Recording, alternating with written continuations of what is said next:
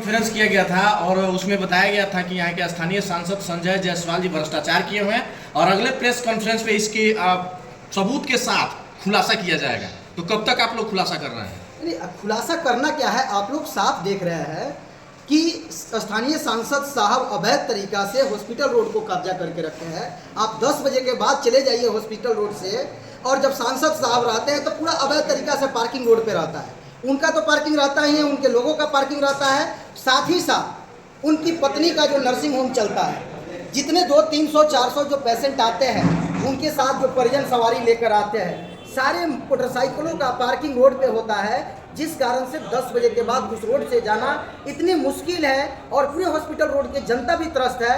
लेकिन स्थानीय सांसद साहब क्या कर रहे हैं, उनकी मानवता मर चुकी है। हॉस्पिटल रोड में मरीज नहीं जा पा रहा है हॉस्पिटल में, और वह कान में तेल डालकर बैठे हुए हैं। अवैध तरीका से कब्जा कब हटाएंगे रोड का? यदि उन्होंने अपना कार्यालय बनाया है तो कार्यालय बनाने के साथ साथ उनको पार्किंग बनाना चाहिए था ना। यदि बीजेपी के बड़े अपने आप को लीडर मान रहे हैं तो उनकी पार्किंग है कहाँ? उनकी गाड़ी रोड पे लग रही है, उनसे मिलने जो लोग आ रहा है उनका रोड पे लग रहा है, उनकी पत्नी का नर्सिंग होम है, उनके पेशेंट जो आ रहा है उनका गाड़ी रोड पे लग रहा है। तो कब तक अवैध तरीका से कब्जा रखेंगे? ये तो जवाब दे दे। और दूसरी चीज़ है कि जो आप लोग भ्रष्टाचार की जो बात कर रहे हैं, साफ तौर पर दिख रहा है। जो छावनी ओवरब्रिज जो बनाया गया, जो ओवरब्रिज 2-3 साल में पूर्ण होना चाहिए काम, वह ओवरब्रिज 6 साल लगभग लगता है उस ओवरब्रिज को बनाने में। उसके बाद ओवरब्रिज जो बनता है उसकी कंस्ट्रक्शन इस परिस्थिति में है कि 6 मंथ में 2 बार उद्घाटन किया जाता है। एक बार माननीय प्रधानमंत्री द्वारा उद्घाटन किया जाता है, दूसरी बार पुनः उद्घाटन किया जाता है उनके कैबिनेट मिनिस्ट्री द्वारा, और उस ओवरब्रिज 6 मंथ के बाद उस पर भारी वाहन का रोक लगाया जाता है। यह क्या चल रहा है? यह पश्चिम चंपारण में भ्रष्टाचार की दुकान नहीं है तो क्या है? आखिर उससे लूटा किसने?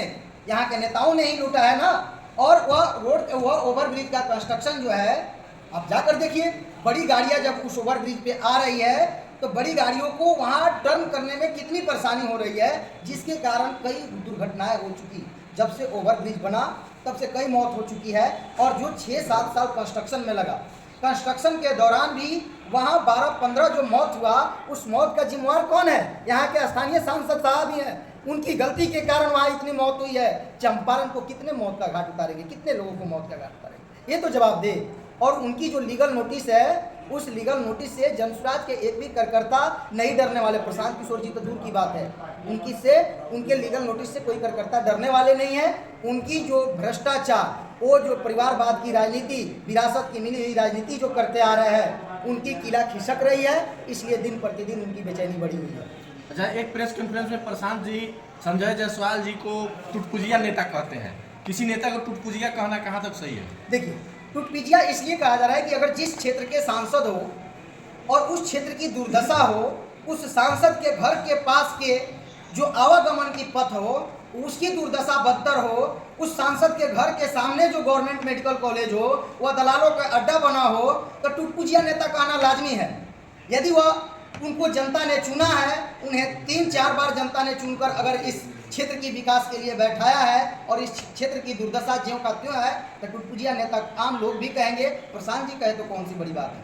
4 सितंबर को बिहार बंद किया गया था, कहाँ तक सफल रहा? देखिए, बिहार बंद या चुनावी रणनीति जो है, जो बीजेपी एनडीए सरकार की जो किला खिसक रही है, इसलिए तरह तरह की उन लोगों की हथकंडा है। बिहार की विकास की जो जनसुराज ने मुद्दा छेड़ा है, जो बिहार की जनता में विकास की जो बात आई है, बिहारियों की सम्मान पे बात करने की बात आई है, बिहार की बेहतर शिक्षा की बात करने की जो बात आई है, उस बातों को भटकाने के लिए यह बिहार बंद। आखिर एक माँ को गाली हुआ, किसी भी व्यक्ति की माँ के प्रति किसी भी तरह की गलत टिप्पणी नहीं होनी चाहिए, लेकिन इसका आगाज किया किसने?